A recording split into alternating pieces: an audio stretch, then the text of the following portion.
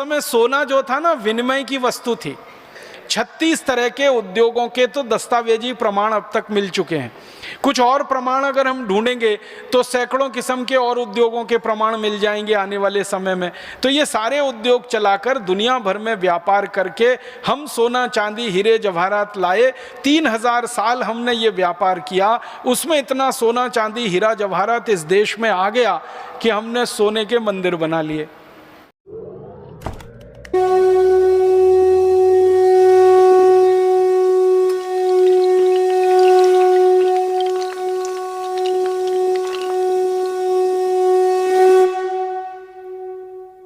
जब अंग्रेज आए और यहाँ उन्होंने देखा तो भारत के बारे में अध्ययन किया, अभ्यास किया, तो उन्होंने लिखा कि भारत तो दुनिया में सबसे बड़ा व्यापार करने वाला, उद्योग चलाने वाला देश है।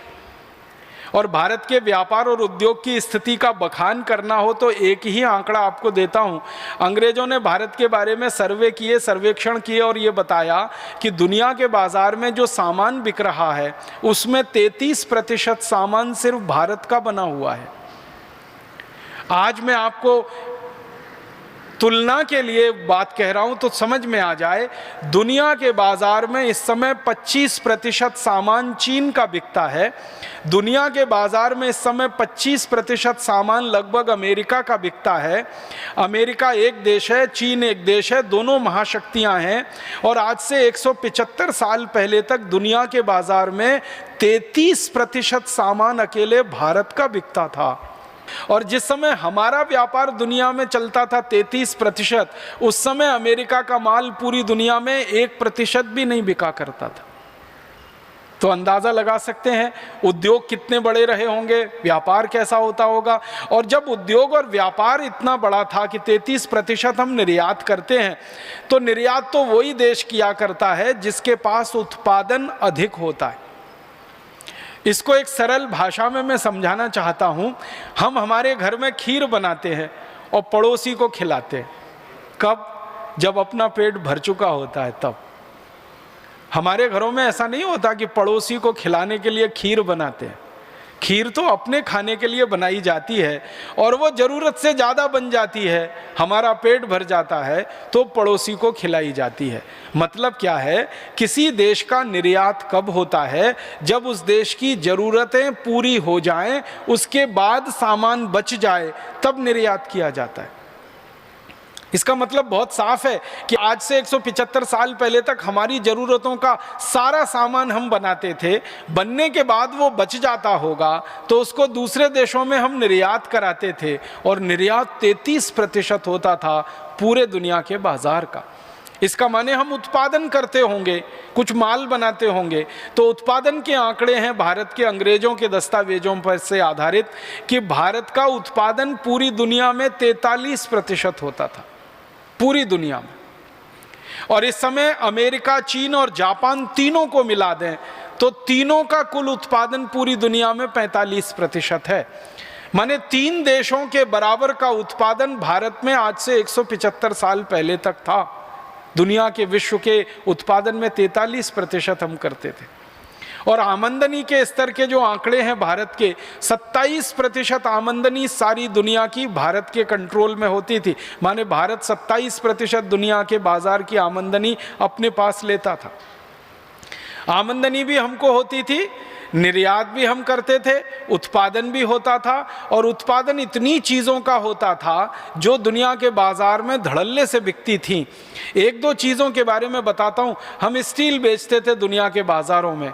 स्टील के बारे में सारी दुनिया में आज ये गलतफहमी है कि स्टील जो है ना, मॉडर्न टेक्नोलॉजी और साइंस का उत्पाद है। माने आधुनिक विज्ञान ने पिछले 100 साल में स्टील बनाकर दिया है। लेकिन भारत के दस्तावेज बताते हैं कि भारत में तो 3000 साल से स्टील का उत्पादन होता रहा और सारी दुनिया में हम बेचते रहे वो स्टील।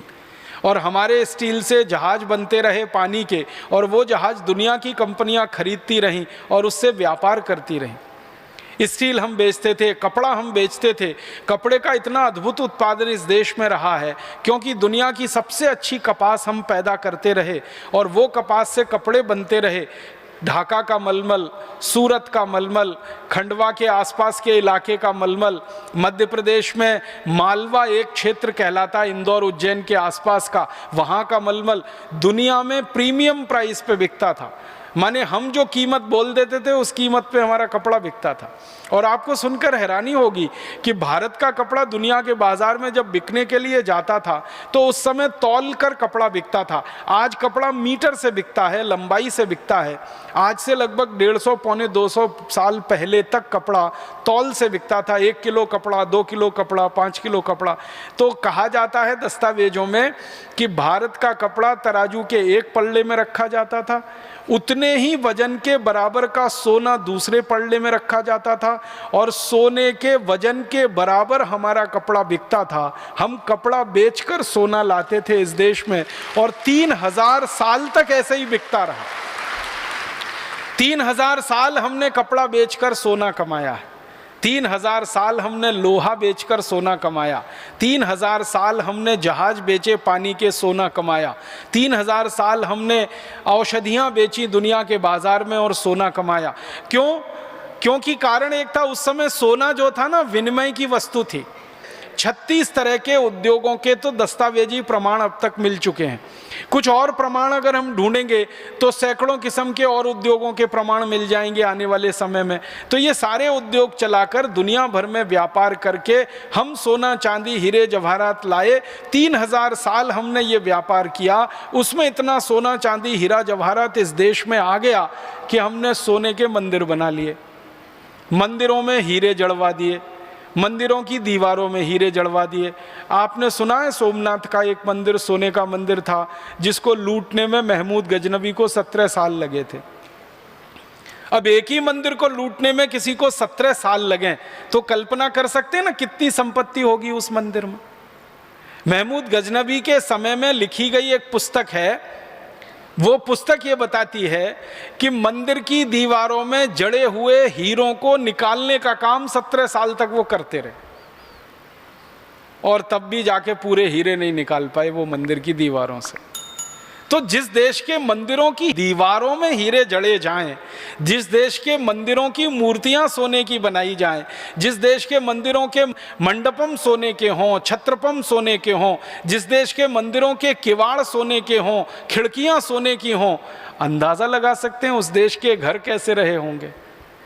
अंग्रेजों के जो इतिहासकार रहे हैं वो बताते हैं कि भारत में जब वो घूमने के लिए आते थे तो किसी घर में खाना खाने के लिए जाते थे तो वो कहते हैं कि घरों में जाते थे तो सोने के सिक्कों का ढेर लगा मिलता था।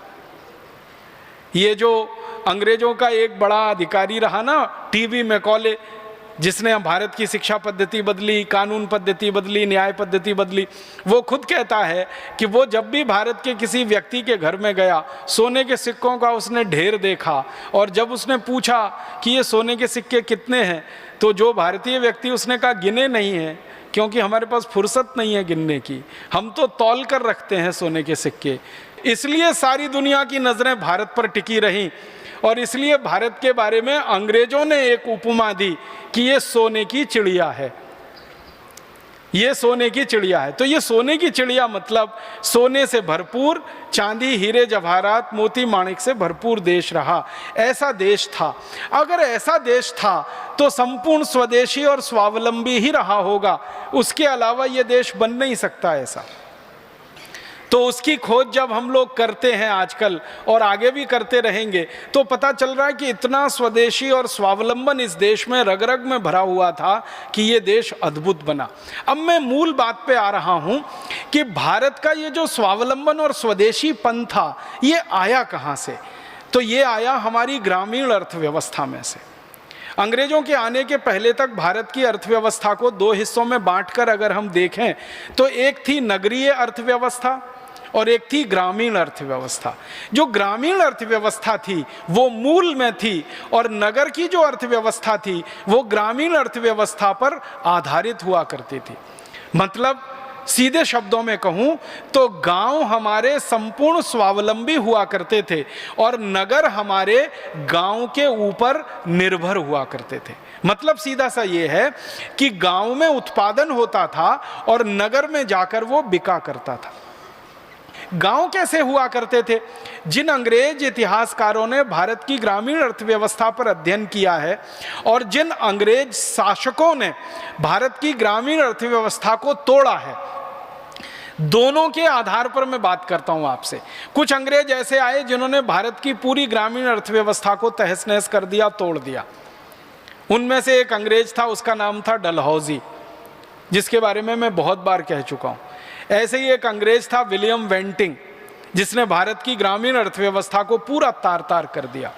तो जिन अंग्रेजों ने भारत की ग्रामीण अर्थव्यवस्था को तोड़ा, उन्होंने भारत में क्या देखा गांव में, और जिन अंग्रेजों ने भारत की ग्रामीण अर्थव्यवस्था पर अध्ययन और अभ्यास किया इतिहासकार के रूप में, उन्होंने क्या देखा भारत के गांव में, तो वो मैं उनके ही शब्दों में सुनाता हूं। एक अंग्रेज इतिहासकार लिख रहा है भारत के गांव के बारे में। वो ये कह रहा है, भारत के बहुत सारे गांवों में गया, अध्ययन किया, और अध्ययन करने के बाद वो पहला एक वाक्य लिखता है गांव के बारे में कि भारत के गांव में बाहर से सिर्फ एक चीज आती है और वो है नमक। फिर से सुनिएगा, अंग्रेजी में लिखा हुआ कोटेशन है, उसका मैं हिंदी कर रहा हूं। वो ये कह रहा है कि भारत के गांव में बाहर से बस एक ही चीज आती है, वो है नमक, और बाकी सब चीजें गांव से बनकर शहरों में जाती हैं, नगरों में जाती हैं। तो नमक एक ऐसी चीज है जो भारत के गांव में आया करती थी बाहर से, बाकी कोई वस्तु भारत के गांव में नहीं आया करती थी। ऐसा अंग्रेजों के 200 इतिहासकार अपनी किताबों में लिख रहे हैं। कुछ नहीं आता था, सब भारत के गांव में होता था। गेहूं, चना, चावल, दाल, मटर। और एक अंग्रेज इतिहासकार ने तो बड़ी मेहनत की है कि भारत के एक एक गांव में क्या क्या होता था उसकी सूची बनाई है। तो आप हैरान हो जाएंगे, एक एक गांव में 2-2 हजार से ज्यादा वस्तुएं पैदा होती थी। गेहूं, चना, चावल, दाल, मटर, तो ये तो उंगलियों पे गिने जाने वाले नाम है ना। ऐसी 2000 से ज्यादा वस्तुएं भारत के अधिकांश गांवों में पैदा हुआ करती थी। और गांव कितने थे इस देश में? लगभग 7,50,000 के आसपास गांव थे अंग्रेजों के आने के पहले। और इन गांवों में उत्पादन की 2-2 हजार चीजें जब हुआ करती थी, उन्हीं चीजों से हमारे देश में उद्योग चला करते थे। आपको ये बात तो समझ में आती ही होगी, क्योंकि आप में से कई ग्रामीण क्षेत्र के लोग होंगे, कि मूल उत्पादन जो होता है, जिसको आधुनिक अर्थशास्त्र में कहते हैं प्राइमरी प्रोडक्शन, जिससे उद्योग चलते हैं, जैसे कपास का उत्पादन मूल उत्पादन है, उसको आधुनिक भाषा में हम कहते हैं प्राइमरी प्रोडक्ट, कपास। जैसे गेहूं का उत्पादन मूल उत्पादन है, उसको कहते हैं प्राइमरी प्रोडक्ट। चने का उत्पादन मूल उत्पादन है। हमारे देश के गांव में मूल उत्पादन होने वाली 2000 से ज्यादा वस्तुएं थी। अब उनका संशोधन और प्रोसेसिंग करके शहरों में सामान जाने के लिए तैयार होता था। तो गांव में उत्पादन का बड़ा भारी तंत्र था। गांव में कपास से लेकर हर तरह की चीज पैदा होती थी। गांव में कपास होती थी, कपास का सूत बनता था, सूत का कपड़ा बनता था, कपड़ा बाजारों में बिकता था, शहर के बाजारों में बिकता था, यूरोप के बाजारों में बिकता था। इसी तरह गांव में रेशम होती थी, रेशम के उत्पादन से सूत बनता था, उस सूत से रेशमी कपड़ा बनता था, वो रेशमी कपड़ा दुनिया भर के बाजारों में बिका करता था। तो गांव की अर्थव्यवस्था को थोड़ा हम अध्ययन करते हैं। मैं इसके विस्तार में नहीं जाना चाहता, संकेत में कह रहा हूं कि हर तरह की चीज गांव में पैदा होती थी। याद रखना आप, 2000 वस्तुएं भारत के गांव में थी, जिनमें 90 खनिज और अनाज का अगर गिनना शुरू करें तो सैकड़ों किस्म के अनाज, और उसके अलावा बनने वाला कपड़ा, बनने वाली रस्सी, बनने वाली सुतली, ये सब गांव में होता था। और ये सारा काम जो गांव में होता रहा, इसको करने के लिए लोग कौन थे? हमारे देश में कारीगर लोग हुआ करते हैं, वो गांव समाज के सबसे अभिन्न अंग थे। भारत की ग्रामीण अर्थव्यवस्था 150 साल पहले तक ऐसी थी कि 18 किस्म के कारीगर सभी गाँव में होते थे। सब गाँव में लोहे का काम करने वाले लोहार, सोने चांदी का काम करने वाले सुनार, कपड़े को बुनने वाले बुनकर, रुई आदि कपास को सूत बनाने वाले धुनकर, तेल निकालने वाले तेली, ऐसे बांस का और लकड़ी का काम करने वाले बढ़ई, ऐसे 18 किस्म के कारीगर सब गांव में होते थे। तो ऐसे कारीगरों पर आधारित, किसानों पर आधारित बहुत खूबसूरत गांव की व्यवस्था इस देश में चला करती थी। और एक बात बताऊं कि भारत में अंग्रेजों ने बहुत अध्ययन किया है गांव की न्याय व्यवस्था पर और गांव की चिकित्सा व्यवस्था पर। तो पता चलता है कि भारत की सारी न्याय व्यवस्था ग्राम पंचायत आधारित हुआ करती थी। गांव पंचायतें लगा करती थी और उनमें बड़े से बड़े फैसले हुआ करते थे।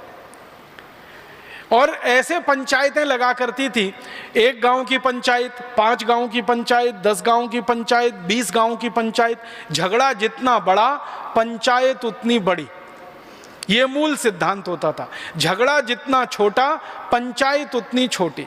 और गांव में ये जो सरपंच और पंचों की व्यवस्था होती थी, ये पूरी न्याय व्यवस्था का ही हिस्सा होती थी और उसमें सारे झगड़े, सारे फैसले हुआ करते थे। और महत्व की बात ये होती थी कि उन झगड़ों और फैसलों में वादी भी संतुष्ट होता था, प्रतिवादी भी संतुष्ट होता था, क्योंकि न्याय करने वाला व्यक्ति निष्पक्ष होता था और वो धर्म की कसम खा के न्याय किया करता था। तो न्याय व्यवस्था में हम स्वावलंबी थे, उत्पादन में और उद्योग में हम स्वावलंबी थे।